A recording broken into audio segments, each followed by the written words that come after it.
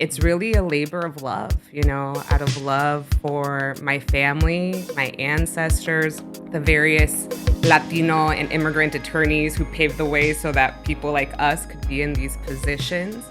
And now to be able to use my education, my power, and my privilege to open the doors for those who are coming after me.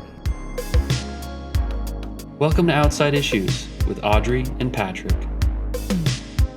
Hi, 3 hours, huh? Oh, of sleep. I don't know. My partner snores a lot. Jesus Christ. My girlfriend's a very light sleeper, so I'll record podcasts early sometimes. These days, I try and separate church and state a little bit and not disrupt her too much in the morning. But there's definitely been times where I've had to do things earlier, and it's just fucked up her sleep for the whole day. So I'm sorry. Are you still dating Maddie? Yeah. No.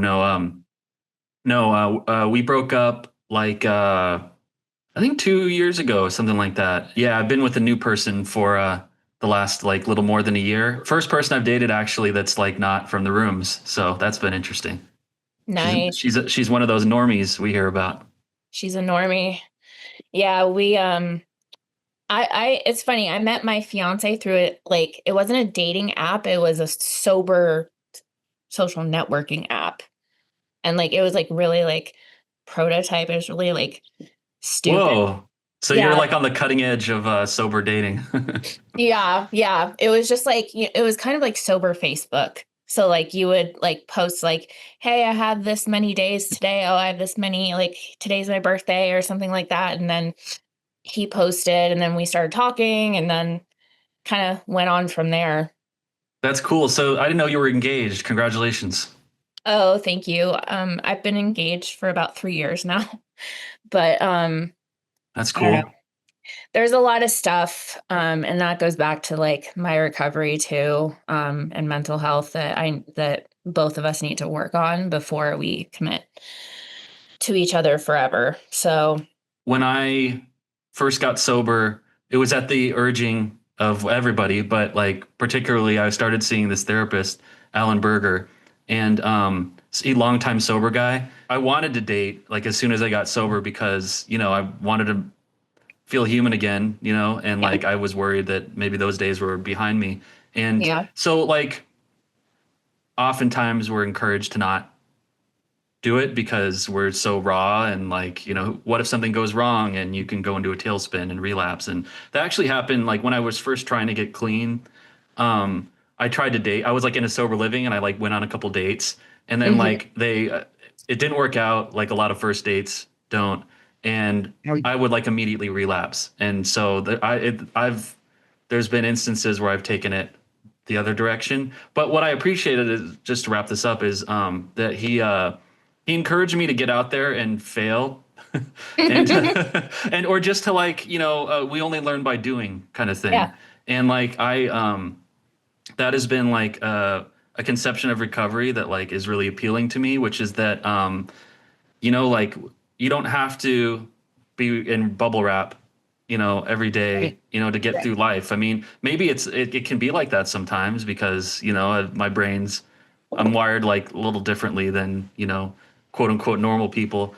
But I still need to learn by doing. And so anyway, I was with Maddie for 3 or 4 years, something like that. And then it didn't work out. And but we stayed in touch, we're not in touch currently, but I'm proud of how civil, at least in the context of my past breakups, this one went. And so I don't know, did you ever date people in the rooms or were you? I was 13 step. So. Oh yeah. You were telling me there was a rough one particular. Yeah. I don't know. He had 20 years of sobriety and he was 20 years older than me. And that just was extremely enticing. And so we had kind of a situationship with some dude. And then I found out he was a sex offender. So wow. I was just okay, I don't think I can do this. And but this shit lasted 2 years. We first hooked up when I had 60 days and he had 19 years and I was 30 and he was 50. And then like it just went on until I had 2 years, and until I had 2 years. And then I think like, yeah, it just stopped after I met my fiance. I mean, it was fun. Like I can't lie. It was really fun, until it wasn't. I dated somebody in my first year who, and I always think back fondly to it. She had relocated from the South Bay where I first met her to like a mental institution, essentially. And you know, just for like kept her sobriety, but like she was suffering from like other, you know, like suicidal ideations and stuff like that. And Yeah. so like I just can't help but look at that as positive because we were both just reaching for a boy, you know, in the storm, you know, and we were good to each other. And, you know, I got dumped pretty like soon after we got together. But yeah, you know, one of the things I felt good about this, she'd taken a bunch of photos when she was like, I don't know, early college age or like high school. And so she had Mhm. these like albums of like all these photos she took on film. And when we were like in our, you know, honeymoon kind of whatever, like first few weeks, I'm like, let me like take those and scan them for you. And then like you'll have, you'll be able to hold on to them forever or share them or whatever. And anyway, and then the dumping or the breaking up happened so quickly that that bit of business never got resolved. And so I was just had these giant like albums of all of her stuff. I went and scanned them like a year ago or something like that and sent them to her. And I hadn't spoken to her in a while. And it felt good to be able to like not only wrap up that bit of business, but like to kind of have a positive Yeah. transmission be like and they're pretty good pictures. So I'm glad she's got them. I don't have any exes who I'm on speaking terms with. I tried to, make amends with my college boyfriend, but he wanted nothing to do with me. So I had to accept that. And then the other couple of boyfriends were abusive. So I obviously never contacted them because that would harm me. Right now, like I told you that I have that diagnosis. Do you mind describing or talking about that a little bit? Yeah. So it's really interesting, actually. I got diagnosed. So I went to grad school at UCLA from 2020 to 2022 to get my master's in social work. Hence why I'm here. Um, Congratulations, by the way. Thank you. I guess that the stress caused something in my brain to snap. Like looking back on it, I think like, okay, yeah, I had these like ups and downs, but not really anything that I could have noticed. But something in my brain really snapped um that summer before like my second year of grad school. And I went into like a full psychosis. And this was in sobriety. It was in sobriety. And of course, like I didn't know that I was sober either because like you're convinced that you're like an intergalactic being or something like that. Like that's what I thought. I thought that famous people were writing things about me. Um I would get messages from like songs and from TV shows and all this stuff, and then like it's all of a blur. Like a lot of it I forget, and like a lot of it was traumatic, so I hear. But then I got hospitalized at the UCLA Resnick neuropsychiatric ward, which is really good because I was a UCLA student at the time. So I was able to like get a bed there. Yeah. And so I stayed there for 2 weeks. And so in California, and I think here in Washington too, you get hospitalized like 5150 for either like suicidal thoughts or grave disability. And so I was in grave disability because I was just out of my mind. I didn't know what was going on. I thought I was being videotaped everywhere I went. Like I thought everybody like was holding out their phones. They were actually like recording me so Wow. they could tell this story about me or something like that. Um so yeah, I went into that psychosis like in 2021. And then I was fine afterwards. I graduated and then moved up here in 2022, like October 2022. Um, Started seeing a therapist that was very weird because I was like into spiritual things. Like, I really wanted to maintain my connection with like my higher power and everything like that. Um, and a lot of like my previous therapists hadn't been like that. I mean, they were like familiar with the concept of sobriety, but they weren't really like okay, like this is how you connect to your higher power in order to, keep your mental health maintained. And this therapist basically told me that, like, all of my mental issues were caused by Satan. Wait, your therapist told you that? Yeah. Yeah. Was it a Um, ploy or were they serious? they were serious. She was Wow. serious. She Wow. retired, thank God. But she was serious. And so I started believing her. And then I started a job at an IOP. My background is in trauma and in like interpersonal violence. So I was working at this place as one of the primary therapists. So I would see each individual or like one individual at a time, like each hour. And it was great. I loved it. I just absolutely loved it. And it was in this part of Seattle called Green Lake, which is just so gorgeous. It's like on this lake, you can kayak. It looks like it sounds. Yes. Like a new clinical director came in, and I could just tell that there were bad vibes going on. And we had a training on how to restrain clients, which is like Physically. understand. Yeah, yeah, yeah. Wow. And which is understandable considering if you're in like an inpatient facility or something like that. Right. But in an IOP, like you're not gonna do that. And we had to demonstrate on ourselves. And this new clinic director injured my arm by grabbing onto me, and I was like trying to be the patient, like squirming around, and she like left a bunch of bruises. So I was like, this isn't a really great sign. The day before I got let go, I was running a group called like Fun Fridays or something like that, where we put on movies. And so I wanted to put on Silver Linings Playbook. Oh, I love that movie. Yeah, NAMI is it's ranked number one as like the most like accurate representation of mental illness, like films. I had So a feeling. Yeah, David O. Russell is a sufferer, from what I understand. He made it so his son has mental illness as well. I think I heard that he yeah, made it to give his son hope about his yeah, own. Yeah. yeah. And so I was like, okay, I'm gonna play this movie. Everybody's over 18. Like I had showed that movie like Inside Out, which is, Another great one. Yeah. another great one. But this new clinic director was like, you can't show that movie. It's too triggering to people. Like, how could you even do that? You have to do like a Disney movie. And I was like, I already put on Inside Out. Like, this is like NAMI's number one suggestion. Like, what am I supposed to do? I wasn't saying this like, aggressively or anything like that. Yeah. Yeah. But like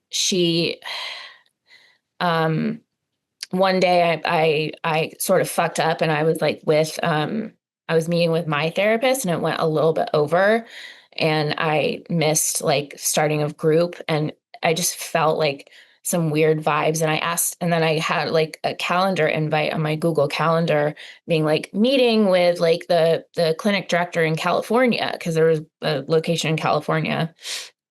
And I asked my boss, I was like, what is this meeting about? And she's like, oh, it's going to be about like introductions. And I was like, okay, cool. um, and so I get on this meeting, and they're like, we're sorry, we regret to inform you, but we're going to move forward with termination because your style of therapy does not align with our values. Yeah. I mean, already, like you didn't, Yeah. Yeah. you haven't even met me yet. Yeah. Exactly. And the clients loved me. Like, I don't want to brag, but like I loved my clients. I loved all the clients. They loved me. It was like because it's a small place. So it was just really great. And so they fired me. I was shocked because this was my first job like out of grad school. And it was like my dream job. I was like, I was making bank too, which is really like really rare for social work. And so I was devastated. 2 weeks after I got fired, I went into psychosis again. People ask me how do you like what does psychosis feel like? And it, like, for me, it's like the best time in the world, but then the worst time in the world. Cause there's also like paranoia and stuff like that. Um, It's very and vivid and like absorbing. I mean, yeah, on the positive side, right? And then on the negative, it just yeah, all the problems that dissociation causes, right? yeah. I got hospitalized at 2 hospitals up here, one of which, well, both of them actually were just horrible compared to UCLA What and year was this? 2023. Okay. I'm Yeah. so sorry you went through that. Oh, thank you. Yeah. The good thing is I got a lot of good friends out of it, and I've always gotten some good friends out of treatment, inpatient treatment like that. In fact, I got the one main one that I got was at I also went to Del Amo Hospital in Torrance, Oh like yeah, for PTSD. next to the And Din Tai Fung, or you know. right, right. And I met my, I guess you could call him my ex-boyfriend or something, Adam. Hmm. And we kind of like sort of fell in love, even though there were drugs involved. It was like a weird spiritual thing. He passed away from an overdose. So that's, but that was my closest relationship that I ever met in inpatient. And now like I have up here, I have like a lot of good friends that I met in inpatient. So I have a somewhere. I hope it's not destroyed or something. But I've got like a handwritten list of phone numbers from my stint in rehab. I've mm, not called one since I left, and it's oh not because I don't like them. I think I saw my mission is to just carry on the, you know, I saw that as then and this is now. yeah. But yeah, I mean, that's kind of special if you were able to keep those Mhm. people in, you know. Yeah, I was very like not a lot of people from what I know, like not a lot of people have that experience. I'm very grateful that I met all these people and became close with them. I'm sorry to hear about Adam. Thank you. Yeah. I I always tell this in meetings, like I feel like there's just this one night where I all the drugs and all the alcohol were out and I just collapsed like on my bed and I felt like this like big force and I felt him and I was like I felt like this sounds like psychosis but it more was like spiritual. I felt like this kind of voicing like don't, because he was in recovery from drugs too, and he's like please finish what we started together. And so ever since then, I like kept my word. Hmm. And yeah, he's up there somewhere. I know that. Um, Yeah. Whenever Yeah. I'm having a hard time, I try to talk to him, and I see like little signs. Like he was a DJ, and so I listen to his music all the time. Um, That rocks. Yeah. God, making things. I'm just so stoked when anybody like listens or watches, anything that I made. And I'm sure he would feel the same way that like, oh, somebody still listens to my stuff. yeah, like my podcast, like only like a couple of people listen to that because it's so long. What, Um, the one that you sent me? yeah. It's not that long. Yeah, that a lot of people think it's long. It's like, oh, it's like 36 minutes. Like, whatever. Yeah. Meanwhile, Joe Rogan's like, I'm on my fifth hour with I'm Well, smoking weed in my space helmet, and Jesus it's Christ. Well, at least like Hassan is on too at the same time. So, yeah, he's insane. No, but like there's a meeting I go to in Huntington Beach. A lot of death because of fentanyl. There's just a lot of people in and out. I just wish that people had enough time to learn from their mistakes. this took me a long time to accept and sort of come around to it. But being in Seattle, like it's more prevalent, but harm reduction is it's a big thing here. And so if you need to use, there's places that you can go with like clean needles and people with Narcan and stuff like that. Which I'm very supportive of. I mean, I think Yeah. that it's because like, however haphazard critics of it might say it is in practice. It is a crucial step towards the kind of decriminalization and kind of like Yeah. getting society to orient around the issue of addiction in a way that's not where it's not a moral issue anymore. Yeah, absolutely. Absolutely. I was watching a TED Talk on it because one of my clients is he does harm reduction with alcohol. We talked a lot about abstinence and it just didn't really work out for him. And it he has a couple of beers here and there and it doesn't affect, he's like a coach. He's just this amazing girls basketball coach. It's like, I've never met anybody like him. And he'll just have like a beer watching a game or something at home. And that's his normal. Just as long as he doesn't go out and do anything illegal or dangerous. He's not hurting himself or anybody else. Like he's just sipping a beer. And that's been helping him out. Oh yeah. We decided that harm reduction is probably the best way to go because he says, I feel more responsible this way than, going to the bar and watching like the Mariners game or whatever. I feel much more comfortable in my home. I mean, I'm just very anti-orthodoxy, Yes. most types. And I feel like it's addiction would have to be as expansive and complicated as people are, so there's different types of, our relationship to substances, you know what I mean?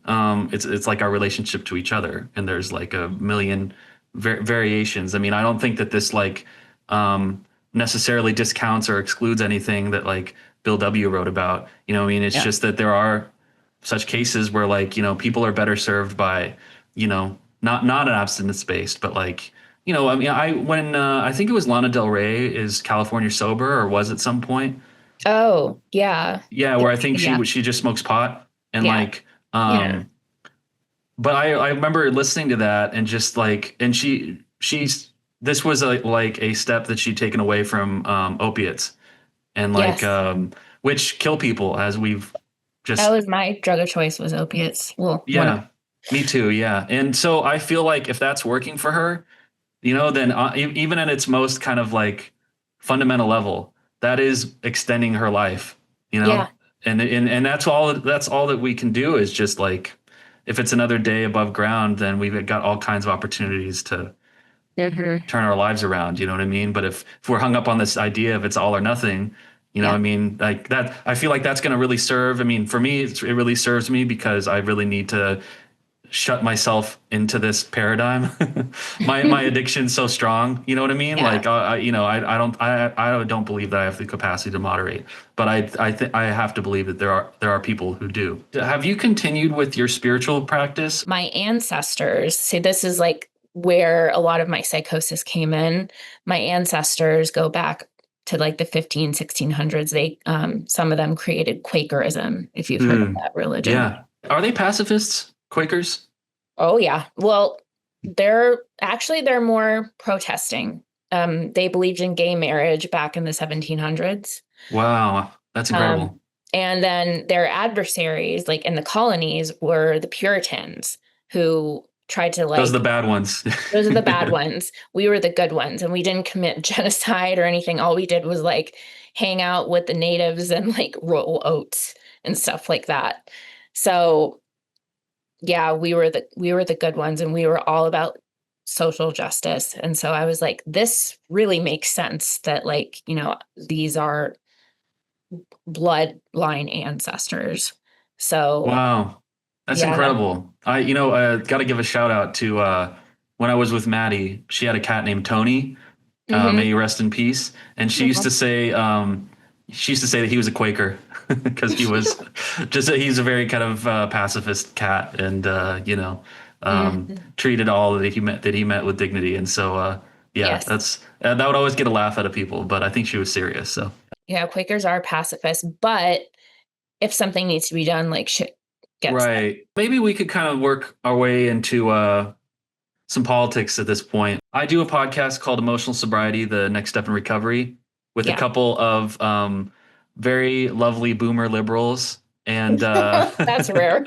I know, right? The world is on fire. Yep. And I just feel like all kinds of people who maybe never thought of themselves as political or did their best to remain somewhat neutral.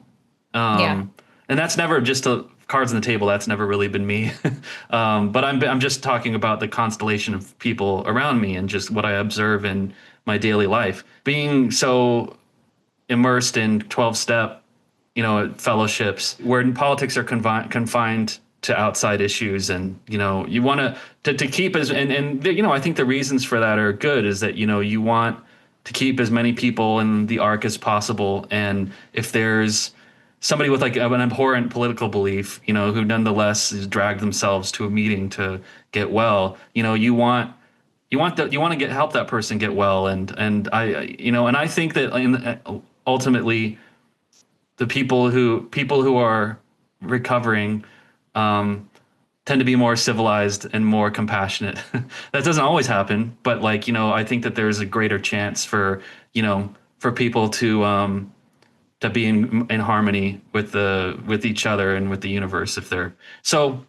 Outside issues are outside issues, but yeah, it's becoming harder and harder because we want to put the fire out, and we don't get there, I don't think. I know I'm preaching to the choir, but by being neutral. I think it was Martin Luther King who said, like, everything stops when we stop talking. See, I think I was telling you about like how therapists will normally, like I'd say 90% or maybe 85% of therapists will say to their clients, don't watch the news right now, it's too triggering. And that may be the case for some clients. That may be the case for some people, and good on them. That's fine. I don't approach it that way. I approach it as like not like exposure therapy, but like, look, like this kind of stuff is affecting your mental state, and it's affecting like a collective mental state, and remaining neutral on it neutrality has its place, like in emotion, mind, but like if you remain neutral to the shit, like the unjust shit going on, then it's possibly like detrimental to your own recovery, because obviously the LGBTQ and the Trevor Project just got like defunded, and for me and for other people that's going to be hard. That's going to be really difficult. And we're going to be on the front lines of like LGBTQ suicides and suicide prevention. So yeah, I think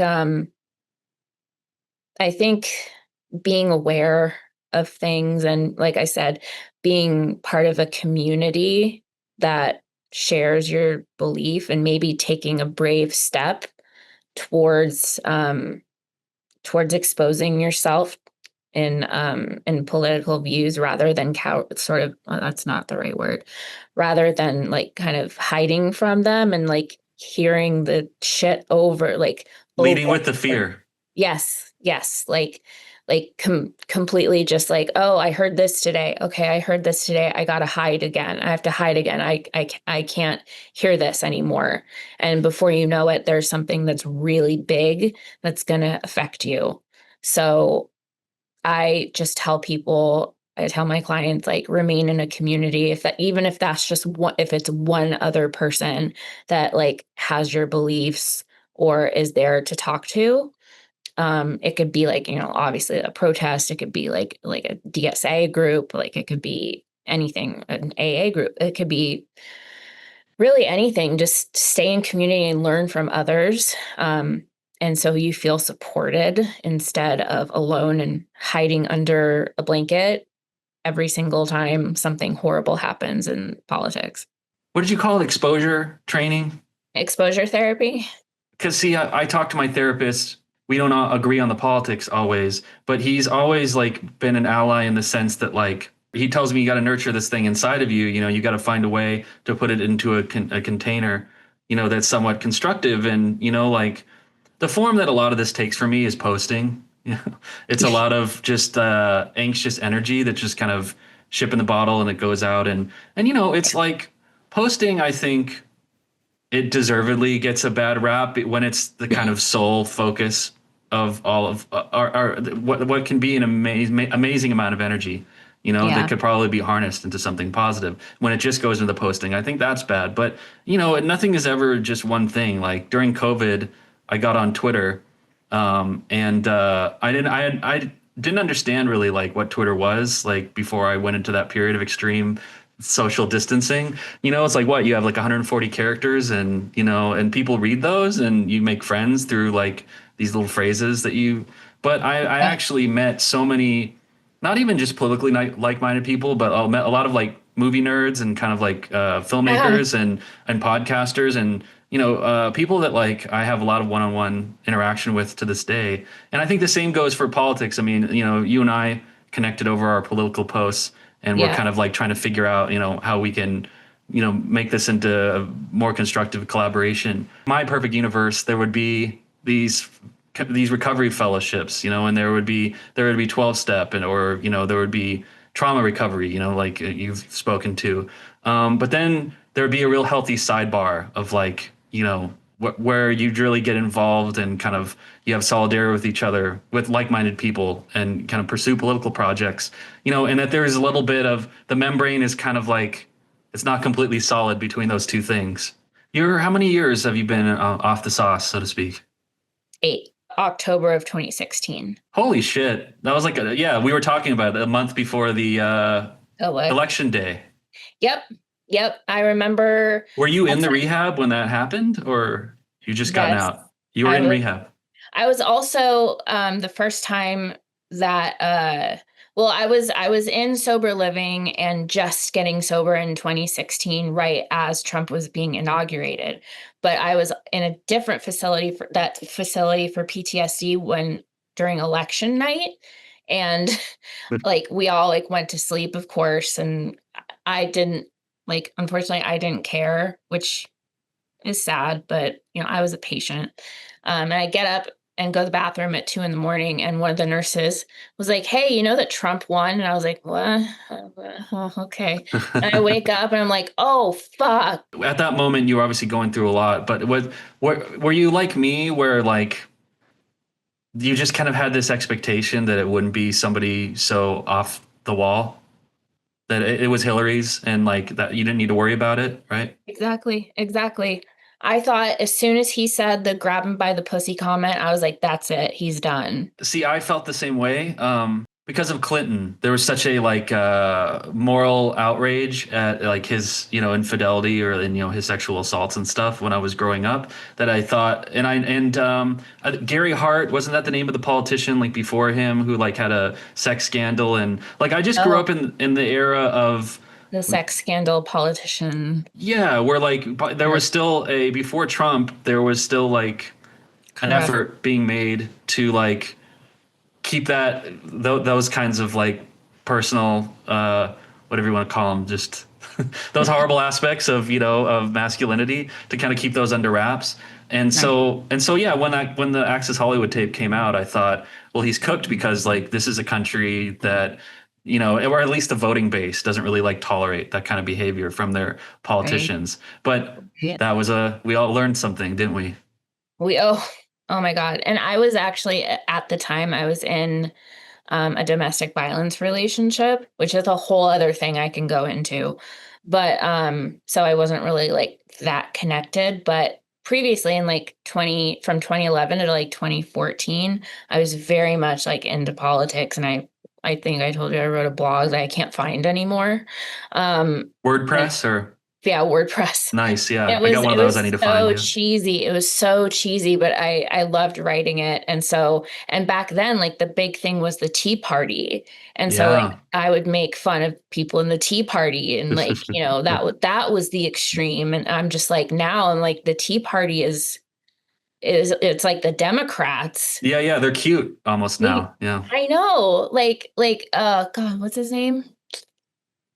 I forget his name. I forget a lot of the Tea Party guys' names, but for whatever reason, I'm thinking. So was it Santorum and Paul Ryan? Could those be described as Tea Party? Yes, definitely. Paul Ryan was Tea Party. Yeah.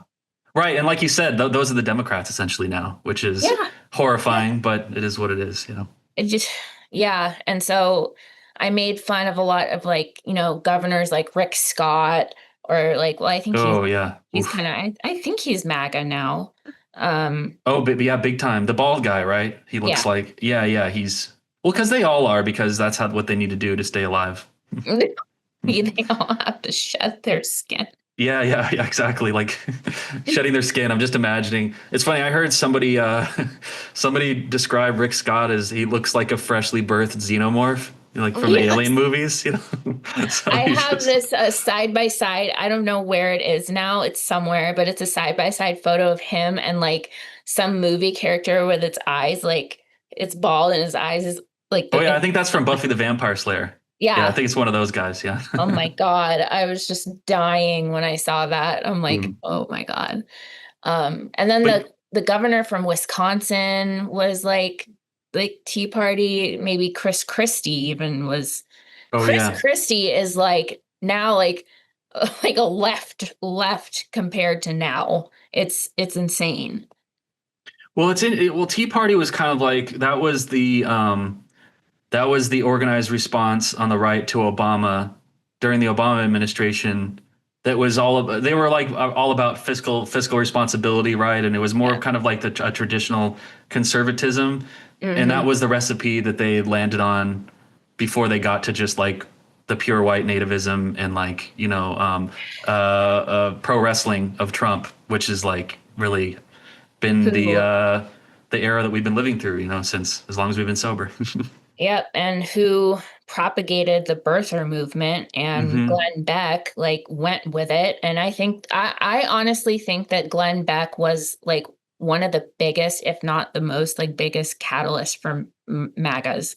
Like, because That's interesting. I don't usually think of him as being as crucial, but I mean, he was kind of like an Alex Jones-ish type figure, right? yeah. He would do like the big blackboard and write all those crazy, right? Hmm. Kind of like, I just remember our president is a racist, and like, oh, he would say that about Obama? yeah, yeah, Right, right. just like very, very, very like degrading things about like BIPOC people, and he was just so radical. And then of course like Steve Bannon and like Breitbart's dead, right? Which one is Yeah, I he think. died right like Oh, near Andrew Breitbart died. Yeah, I'm not sure what the publication's doing right now, but yeah. yeah, Breitbart died right near my old apartment, so that's kind of cool.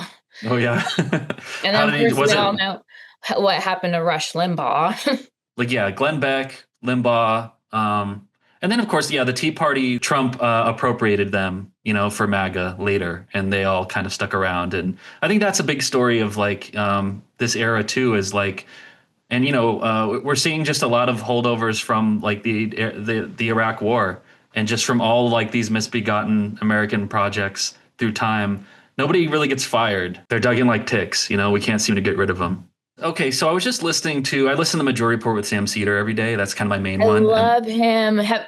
R.I.P. Michael, Ugh, Wow, yeah, Michael Brooks. It was during COVID, I think. yeah. It was like the early days of COVID, and I was in this house actually out here. I'm in Joshua Tree right now. Oh, cool. And this is where I lived for during COVID and then like a couple years after. But like, yeah, like me and Maddie used to listen to Michael Brooks show and Majority Report.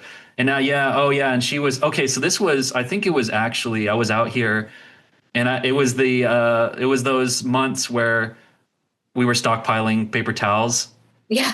and Yeah. toilet paper, you know what I Yeah. mean? Or like trying to anyway. There weren't any available, but like it was before I kind of officially moved out here from Lawndale, California, Mm. and anyway, like I just remember I was listening to the Majority Report on my drive out of LA into the desert, and then they just ended the broadcast abruptly, and I was just like, dude, something happened. Like I just felt like somebody died. It was the kind of thing where like they never just, it was like I think on camera, Jamie Peck and Sam were there, and then Matt Leck said something to him off camera, and they're like, we got to go. And anyway, and then sure enough, like a couple hours later, and I just remember like calling Maddie and just telling her, and we were just, oh, started crying, because it was like he really felt like because Sam is Generation X, I think, or maybe like a Yes. little older. Oh no, he's definitely a Gen Xer. Like, Yeah, and then like Michael's like elder us. millennial. Same with Matt. Yeah, and so he felt like a standard bearer for like this new world that we were aging into, and yeah, and it was just from what I understand, a freak of nature, or it was an aneurysm or some kind of like just momentary blood clot or something like that, and yeah, he passed. But I still listen to those old episodes sometimes. On my YouTube liked list is like the ones where Michael is laughing hysterically. That laugh, yeah, the Joker laugh he does, Yeah, yeah, like the one where they're doing like the Rush Limbaugh soundboard, Oh God, yeah. or like I don't know, the Michael Bloomberg when he was when he was gonna not be mayor anymore, like the swan story of Michael Bloomberg, and like like Michael was laughing so hard. It's like, let's get a bunch of Russian oligarchs to live in New York City. What a great idea. My favorite voice that he would do, I mean, he does a great Jordan Peterson, but there are many. Oh, yeah. But my favorite voice was Nation of Islam Obama, where it was Oh, like, yeah. where he basically just plays like the fantasy version that the right has of Obama, Yeah. and it's great because it's like not only is it an amazing impression and just like it's hilarious, but like he makes a strong satirical point. Like Oh, it's just yeah. like when you're trying to kind of explain the context of like Obama's politics between right and left. Like, it's like, and that's what I think like I would love to see more of. And there's nobody who's quite like Michael, but like to make to make satire and entertainment. You know what I mean? And with a radical politics that's also kind of like accommodating to maybe people that are like more liberal or like just they're radical curious, and I think he was like a good bridge between, those Absolutely. worlds. Speaking of liberal, I remembered the person I was thinking about, and that's John Boehner. Oh, the drunk. Yes, yes, Yeah, the yeah. tan guy. He would be considered like by MAGA as a far lefter at this Well, point. he was like the Speaker of the House. majority, yeah, or Speaker of the House, right, right. Yeah. So pre McConnell, Yeah, yeah. or pre McConnell's, leadership in the Right, party. yeah. Yeah. He was around like Obama's first term or something. Um and they would like have to meet in secret and stuff because the Tea Party was like ramping up. Mhm. Um but yeah, John Boehner would be considered like obviously they called him a rhino. And I haven't heard that term in a very long time, because they don't even like MAGA people don't even consider themselves Republicans. I don't think, like, they say it, but it's a cult.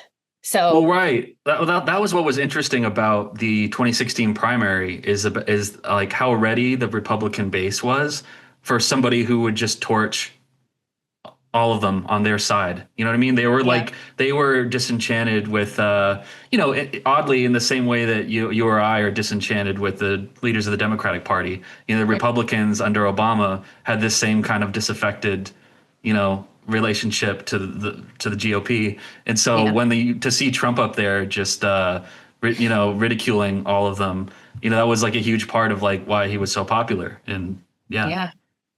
Um I never thought in a million years back then. I never ever thought that he would get elected. I thought it was a big joke.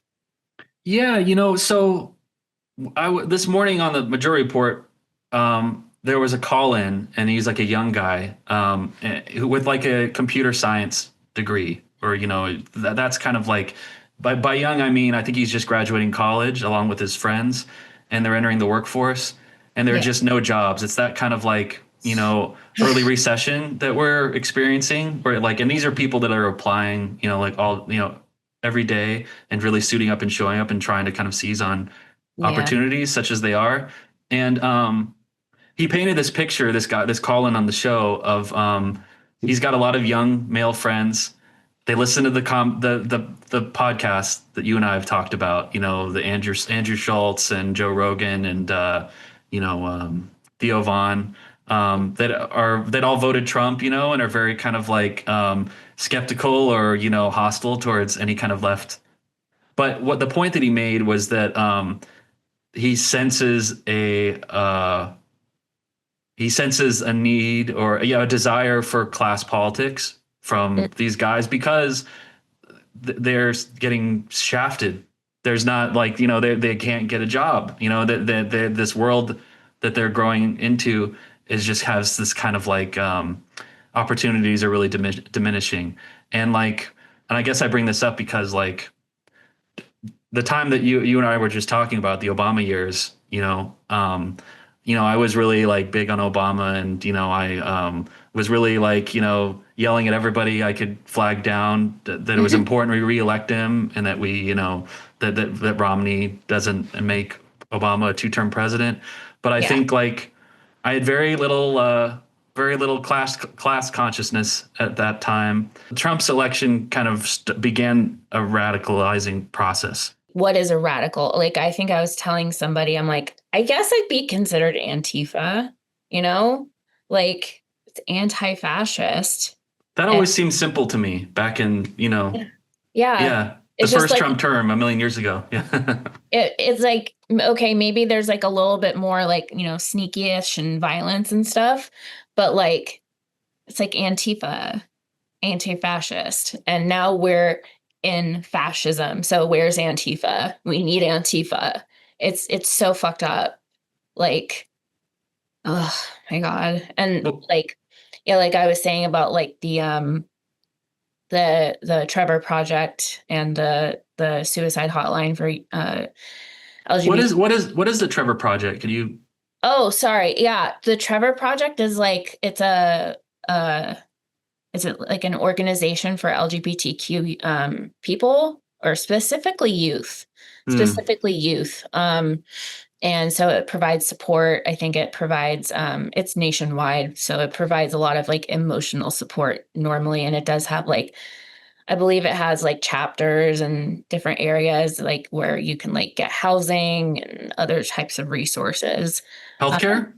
Yeah, I love the Trevor Project. Everybody, like, it's one of those organizations that everyone donates to eventually. Yeah, I'll have to. Yeah, we'll talk about the with our dollars, or the kind of how to allocate those few resources we have to kind of like help people out. But you were saying that the Trevor Project is on the chopping block because of the Trump administration, right? And and when I heard that, I got like very rageful, and I'm not somebody that gets rageful. Like, I get strategic mad, I guess you could say. But that's good, right? Yeah, exactly. But I got rageful because that essentially is saying that you want to kill LGBTQ youth by suicide, like in some backwards way. And it's so fucked up. It's like a back asswards way of like a young people LGBTQ Holocaust in a way. And I was just beside myself. I'm like, oh my God, like they really genuinely want these youth to kill themselves. Like, are you kidding me? And so, like, unfortunately, I don't work with teens in my practice, but a lot of my colleagues work with teens, and especially LGBTQ teens, and they're just finding out their identity. Luckily here, when we're in like Washington, so it's pretty liberal, like when it comes to, gender identity. But just the blatant, like, we don't want to give them help. We'd rather have them die type situation just infuriated me. It's disgusting. It's absolutely disgusting, especially for mental health professionals. This is a fight for human dignity. Yeah. And I feel like like the earliest stories from the Trump administration. I mean, it was tied to immigration. Ironically enough, it was the family separations at the border. The kids in cages. I mean, the primary theme of Trump's first campaign was the Yeah, wall. Um, exactly. and Exactly. from there,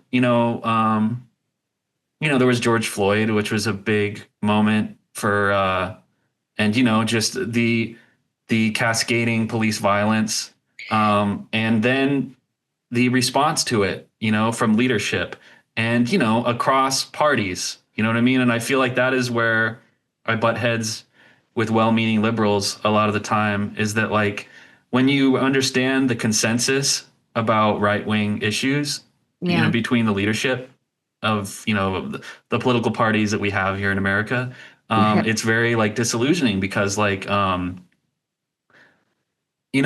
want a leadership or I want representatives that look at what you just described about the defunding the Trevor Project or this kind of concerted effort to kill trans people, or Point it out. yeah, yeah, and if you want representatives that are going to denounce that with their whole chest, do everything they can. That's the thing, and there's value even if you don't have the votes or whatever. I mean, Right. you use the bully pulpit and you just kind of you throw your energy at that, you know what I mean, and you show your people that you're in the fight, and Yeah. because it's the right thing to do. And when you see the behavior, when it's not that, that, well, I'm not the people that they're representing. You know what I mean? Right. It's and I just feel like yeah, this has just been kind of like a money versus people, story these last so it's been Trump, then Biden, and now Trump and then Biden, and then now we're the 5 months into Trump's second term. And Yeah. yeah, something's got to give. And like I just feel like the reason we got together today is because there's LA has been under siege by ICE, and the Marines, and the National Guard. The kidnappings, essentially, they've been kidnapping undocumented immigrants and then extrajudicially deporting them or holding them in Yeah. places. And then Here in Seattle it's gonna happen as well. is it already happening in Seattle? Yeah, it's happening in sort of smaller cities in Snohomish County. It's where I live. So Mhm. Seattle's in King County. But I live in sort of like a little boony town in the forest, called Mukilteo. I've heard some ICE raids over at like Mexican restaurants, essentially. And I think in elementary school, but mainly restaurants. Do you ever go to Amigos Tacos on Artesia Boulevard? Of course, yeah. Yeah, Mr. yeah. Garcia would take us every day. Oh yeah, I Every love that Friday. place. I still go, yeah. And I was getting some food, and then there's a TV that's playing like music videos, like Mexican music videos and stuff for like most of the day. Yeah. Um, and then as I was being served, Kirsty Nome comes on TV, and she's just basically like, if you're undocumented, we don't want you here, and you need to self-deport if or else we're gonna do it for you. And Yep. it was just like just the shame, at Yep. like that this is like, because I'm in a place, obviously I'm in an environment that I consider to be my community. This is my neighborhood. These are my people. You know what I mean? It's just a Yep. restaurant, but like it matters to me. And I think we're seeing that like in the anger about what the Trump administration is doing. It's not a 50-50 issue. This issue of like, are immigrants people, or do immigrants belong here? It's not a 50-50 issue. You know what I mean? And I think there's been a misconception that the hard right vision is more representative of the body politic than it really is. It would be great if we lived in an environment where there wasn't such misery and instability, and like we're all walking around having to look over our shoulder. And this is one of the arguments I try to make for, why to be sympathetic of those a little bit lower on the ladder than you, or very far down the ladder from you. You know what I mean? It's because like whether we like it or not, you know what I mean? We live in a society, and there is a, like, certainly the right wing position is you just use the bombs on it, you use the cops on it, you use the jails on it, and that is the program for how this all works is that that there's a sorting of human beings into worthy and unworthy, and then you use force against the unworthy. And I mean, I just feel like that is demonstrably not even it's just obviously it's abhorrent on its face, but it also doesn't work. You know what I mean? Like when Trump won this last election, what little consolation I had for like-minded people, and we're all just pissed off about it, is just like, look, it didn't work the last time. You know what I mean? Like the country, the people who vote, I think more of them have goldfish memories than we would like. You know what I mean? And like, but it's not. This isn't gonna work. So that on a fundamental level, that's an opportunity, for those who don't believe in that vision to kind of like come together and build something different. Yeah, and I think a lot of like when you tie mental health into it, like a lot of people don't understand the difference between folks who have less means as compared to folks who do have a lot of means. They experience the same symptoms a lot of the time, like schizophrenia. One of my clients who has schizophrenia just won a pageant, like Miss Auburn. The Auburn's a city in King County. And she's off to go compete in Miss Washington right now. And she's Good got, for her. Yeah, I know. I'm so happy for her. She's amazing. And so like, she still has or had, of course she was on medication. She had, the delusions, the voices, the visual hallucinations, the tactile ones, that would make anybody very scared. And then, she comes from a family of means, but she's still having the same symptoms as somebody who's on the street in downtown LA, who's seeing like, ghosts and stuff like right in front of them and having a delusion that they're like Jesus Christ, and I think that it's just so unfortunate that we can't get those lower socioeconomic status folks into mental health treatment because they're looked down upon, or we just don't blatantly have any money to do it. Yeah, I mean, I'm hoping that, we'll need to wrap up soon, but I'm hoping that we can maybe even our next get together, we can dive more into trauma and kind of like your work, your experience with that, and then your work surrounding it. But like those undeserving or those unworthy or those, the people on the margins of society, you know what I mean? Yeah. That cops are used against. They're suffering from the trauma of poverty, which it manifests in like a lot of different ways. And would you be open to maybe doing like an episode that's maybe more specifically about your work with trauma and like, maybe some of the work you do in your profession? And I was actually thinking about my supervisor, but I don't know the ethics of that. So I have to ask her because she's like us, like very much so. She's another social worker. The kind of overriding ethic, this is always going to be about social justice.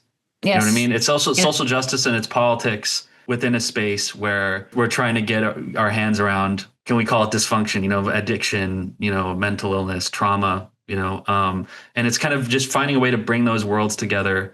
The rule of thumb, when it comes to making things is if it's something I myself would enjoy, I have to assume that there's others who would as well. That's a good confidence. And I think you get that confidence when you're in recovery for quite a while. At least I did. One thing I wanted to ask before we wrap up is, so we're like a year apart in terms of our length of sobriety. Yeah. And the primary thing that I realized when I took my cake this last time was that my recovery or my sobriety this year finally feels as real to me as my drug life before. Wow. That's incredible. What do you think? How is it for you? Does it feel like this is all the way real now? It's hard to explain because in the last couple of years, I've really dealt with my bipolar issues. And my sobriety is kind of like a secondary thing. But like, if I think of like alcohol, like that makes me, I guess, proud of myself to be like, I haven't had a drink in 8 years. Like, oh my God. And, you know, I haven't abused pills in 8 years. It's my new normal as compared to my old normal back when I was using and drinking. I don't see anything changing really. Like, I don't see myself relapsing. Tom, who I've brought up a couple times now on the show, is he says it's a policy. It's not something he decides about. It's just like, you know, and that is for him, that is what has helped to keep that door shut, is just not recognizing it as a door. Yeah. This is my life, you know.